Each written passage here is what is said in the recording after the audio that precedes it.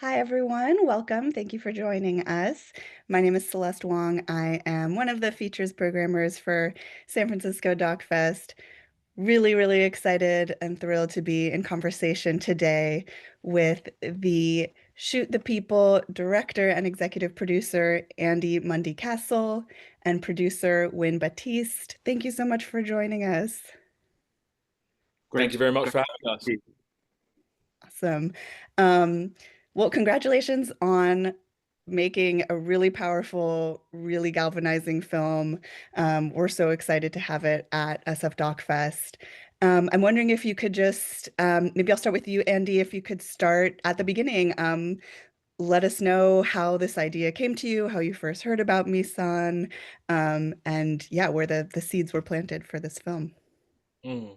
Well, in the summer of 2020, I think we all had a very visceral experience to the murder of George Floyd, and many people came out of caves that they might have been hiding in for Yonkers, and that idea of inequality and that sense of division, which you may have thought was there, but you never quite understood what it was about. I think in that moment, those 9 minutes and however long it was that knee was on that poor man's neck, I think everybody felt a sense of urgency to act, find the activist within themselves. But here in London, there were a few vocal voices, but Miss Anne Harriman was one that really sort of, was on the tips of many people's tongues. I think his cover of Vogue and that particular edition had outsold many others, and it was just quite a monumental moment. And here was a character, here was a photographer who was right, kind of finding out what it meant to become an art activist, and sort of coming into his own. And this particular film really was, it's a combination of looking at the history of protest and what protest movements actually mean, but also the journey of an activist. Because I think, to his own admission, and I hope which we explore in the film, is here is the journey of someone who wasn't a traditional activist prior to him picking up his lens and saying, I'm going to document struggle and black struggle and this pain that's been endured for so many years, and enough is enough now. And I think really this film is a culmination of a lot of thoughts and a lot of things that we ourselves have felt injustice to. And I think there comes a point where you have to say enough is enough, and what do we do as artists within this space? And this film was born out of a response to that moment and to how Miss Anne's star was in ascendance. And here we have in our midst someone who is actually, taking the baton, and throwing everything at, throwing everything he has at it and risking a lot. So it just was a perfect canvas to tell a really true and wonderful story about an individual who was on his own personal journey. And yeah, Win can share more about sort of the ideation, because he sort of was there at the very early stages of helping develop what this idea could be. I think just following on from what Andy said there, I think also it's through Miss Anne in this film, there's a lot of received knowledge and experience that comes from him, but he's also questioning himself. How much does my work actually make a difference? And I think we can all feel that way sometimes when the world is in turmoil, and sometimes it can feel like people can feel like giving up, or can I really make a difference? And I think people ask that question of themselves a lot. And so I think we see. I think the audience may see some of the questions that Miss Anne asks himself reflected in the film. And as Andy said, Miss Anne's rise has been meteoric from that time in 2020. But in terms of kind of making a film, I think it's been quite a long time in gestation. Miss Anne was really keen to do something that really looked at the questions that Andy has already outlined. But the truth of the matter is that if we had started rolling our cameras a year or two earlier, the actual focal point of what Missan was aiming his lens on may have been slightly different. It may have been slightly more focused on climate. It may have been slightly more focused on gender equality. It could have been the feminist spring in South America, or Me Too, or some of the, the very prominent direct action we saw around climate. But we've really tried in this film to follow genuinely what he was doing and putting his energies into in this period.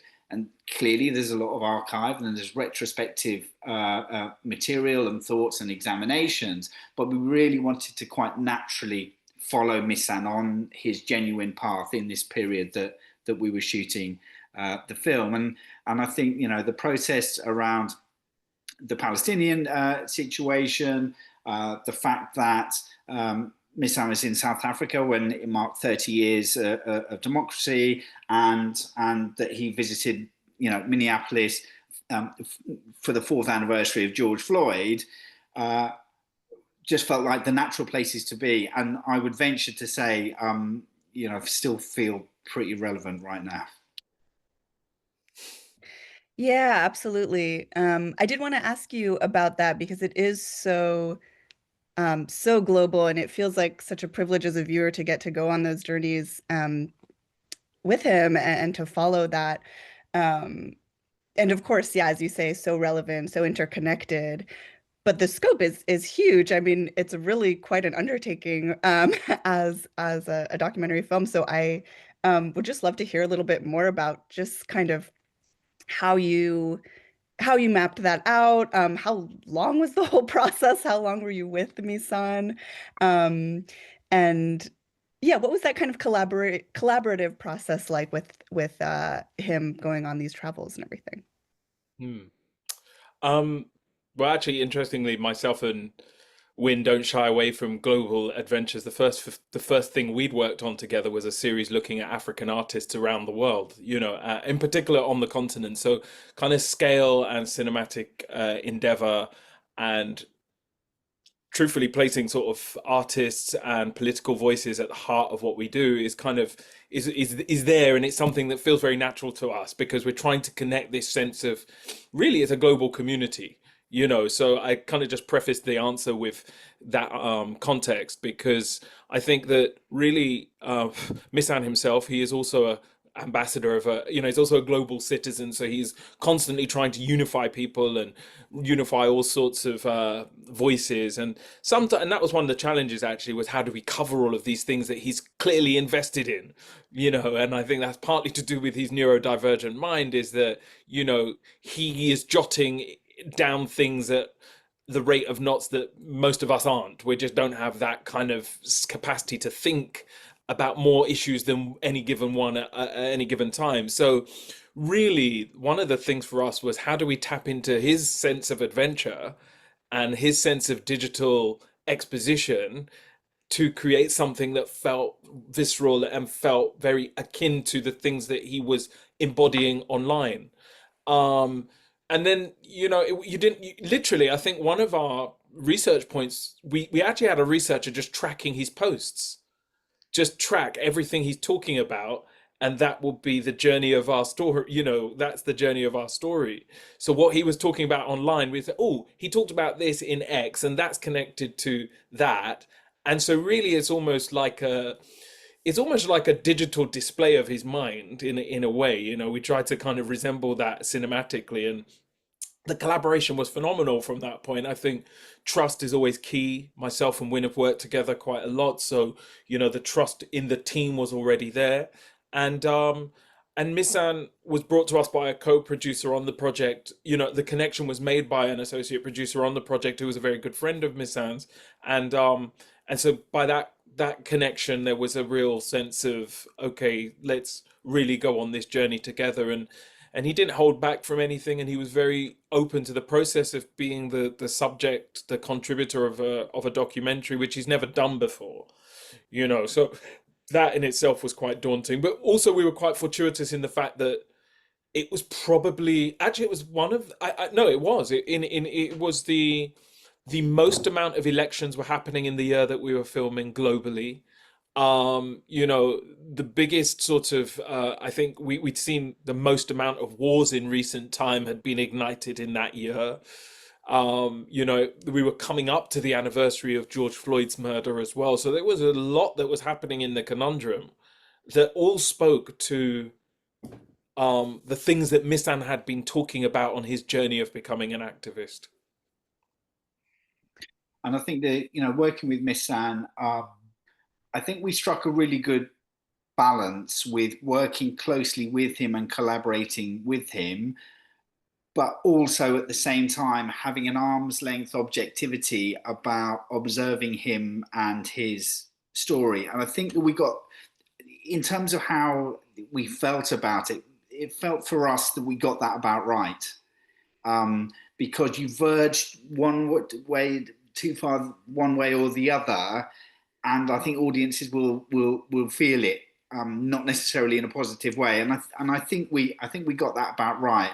And I hope that that's, you know, reflected on what you see on screen. And then in terms of, you know, as I said, we want to genuinely follow things that he's interested in and were happening, but also there was a big scope and there was plenty of ideation that, you know, is just in a kind of planning folder somewhere that never actually kicked off because there was so much potential, and actually being discerning about what we focused on was a really key part to it all. And I mean, to that point as well, it wasn't just in folders. There's a lot of stuff that obviously didn't make the film. You know, a lot of scenes, a lot of places that we went to which didn't make the film. So, you know, it is really sort of it was all boiled down to his trust and his collaboration in the end. Yeah, I think that that definitely comes through. One thing I wanted to ask about maybe connects with what you've touched on a little bit, but I of course want to ask about some of the great other participants that you get in the film. You have Martin Luther King III, Ilhan Omar, you know, many amazing people, and I really, really love the decision to have Misan interview them himself, as opposed to the traditional talking head that we usually see in documentaries. So yeah, I wonder if you could just speak to, like, first just that decision of having him interview the other participants, and then yeah, just what it was like to have those people in the film. Yeah, I mean, I'll start this one winning because I've got something to throw to you on, but it was his journey, you know, it really, really was his journey, and I think we were being as he isn't Misan isn't a traditional activist. This is a journey of somebody becoming an activist in real time, you know, and that process of transformation, that process of learning through others who have been there, who have been at the coalface, actually emboldens his own thing. I think one and you know, one of the things that was for me, you know, we kind of we make our bread and butter in traditional linear television, and you know, it is a trope of sending somebody on something to find themselves or kind of, you know, kind of understand what they're learning. And so Win constantly, I think, probably said more than anybody, Offset, what's Misan learning? What's he learning here? And I think everyone he meets along the journey is really sort of part of the toolkit of, you know, who does he need to meet to really help him along this sense of self and help him along this journey of becoming. Yeah, I think that I think that's a, yeah, and they may have got bored of me saying that along the way. But the learning, you know, when I zoom out and you think about, you know, the high profile people like Martin Luther King III and Ilhan Omar, who've made tremendous contributions, down to people on the street in George Floyd Square or in Johannesburg, you know, many years after the fall of apartheid, still campaigning for some sort of justice. The message was consistent. For me, it's what I took from it. I think comes across in the film is resilience, to just keep on going. And sometimes with these protests, it'll be one step forward, two steps back, or even three steps back. But that same message, it really became apparent that this was kind of really was a theme, and and also we had some brilliant contributions from expert contributors who, and Andy, I think it was, we made the decision again not to be in that typical talking head interviews, and so you hear a lot of really, really pithy, poignant audio from people who are coming from a very, very informed position. And one of those, a professor from the University of Southern California, Irvine, said, look, protest doesn't always result in change, but if you look at all the big social changes that have occurred in modern history, protest has always been an element of it. And but I think that comes through in the various vignettes that Miss Anne dips into on this journey in this film. And I think from a cinematic point of view as well, whenever we're embarking on a journey like this to take on a piece of work that is grand, the first thing I ask myself as a filmmaker is how can we get away from talking heads? How do we make a documentary feel like an unorthodox how do you do that? And there's a lot of good examples out there of great documentaries that sort of bend the rules and don't do that. And I think it's important for us in terms of the form and the genre to consistently think of ways to just elevate it from the position of people saying, oh, that's just a documentary, when in actual fact it's still a piece of cinema. It's still a piece of, it's still part of this wide Olympics of film. So it's important in whichever way to kind of just, I say break and bend the rules, but know the rules enough to break them. So yeah, it's definitely conscious thinking around how do we do the non-talking head talking head film. Yeah, absolutely. To your point about it being such a piece of cinema, I think there's so many elements of this film that come together. I mean, you mentioned the archival footage and the like the editing is so flows in such a really impressive way. And one thing I wanted to ask about is the song at the end, over the credits. Is that an original song for the film? Can you tell us a little bit about like how that happened and yeah. Yeah, I mean, I've been fortunate enough to build some great relationships with some musicians, and there's two compo. There was one main composer on this. His name's Nick Amar, but the end song was made by he's actually a pop. He's a producer, a music producer called Teeks. Made some very sort of notable songs, and I've built a good relationship with him. I said, really want to end this film with something that leaves a message for the film. And fortunately, yeah, it was a composition that they had written and did it specifically for the film. It was yeah, again, back to this idea of cinema, it's our James Bond moment, because it's supposed to be heroic, right? I think we want people to leave the film thinking, what have I just heard? What have I experienced? What have I felt? What do I leave with? And I think that has to be intrinsic with every part of the storytelling, including the music. So it's very conscious, but I suppose the music as a whole, I just listened to the whole score, and Nick Amar does a really great job through the body of the score, and then that final signature piece really sort of just lifts everything really, and I'm glad it's been recognized. Yeah, it's so great. Well, you kind of touched on this, but just to end here, I do want to ask you both. The film is on its festival journey right now. I think it has a long journey ahead. As we kind of touched on, it remains so relevant. It will remain relevant, and people really need to see it. So I would like to ask you both just what your hopes are for the film, what you hope audiences gain from it. Win. Um, I just want to make a bit of an observation, kind of working so closely with Miss Anne and then just zooming out and reflecting on it.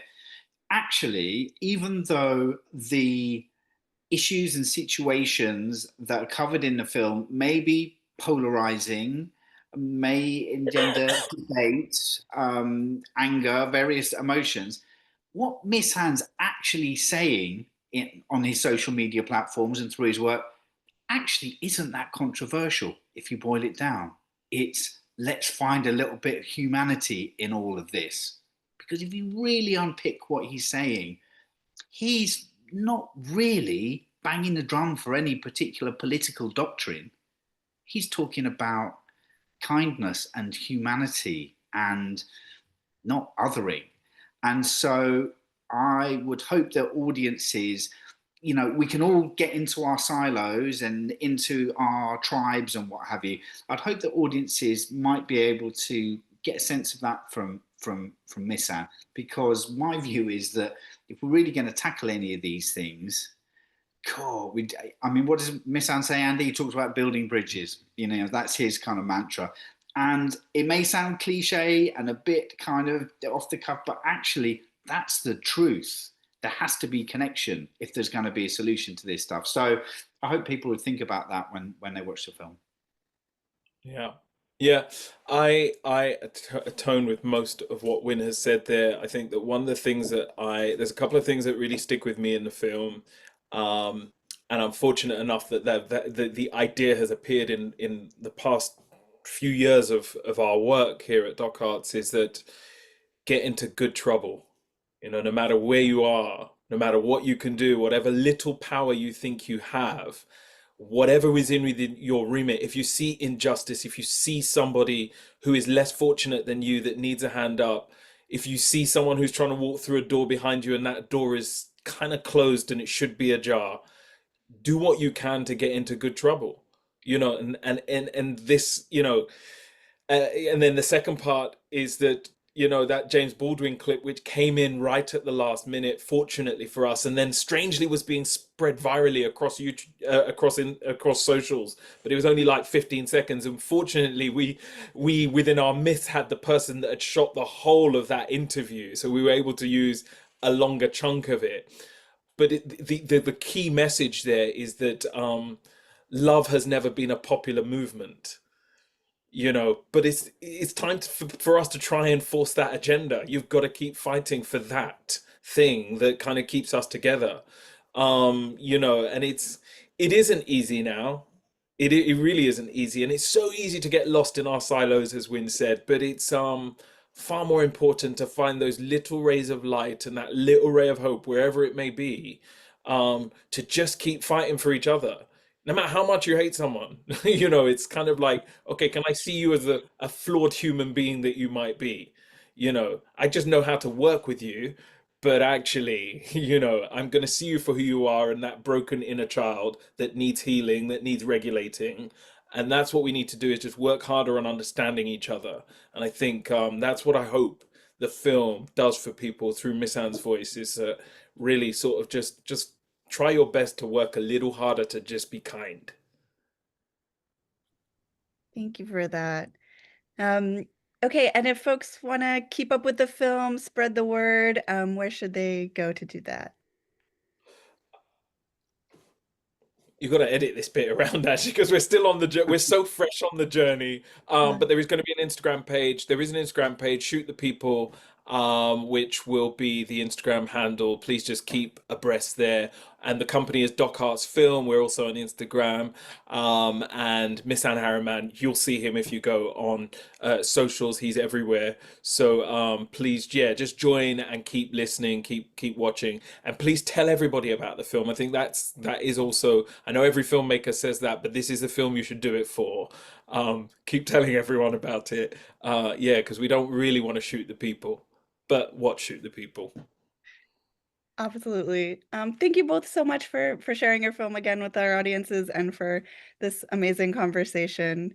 And thank you all for watching. Thank you very much. Thanks so much for supporting. Thank you.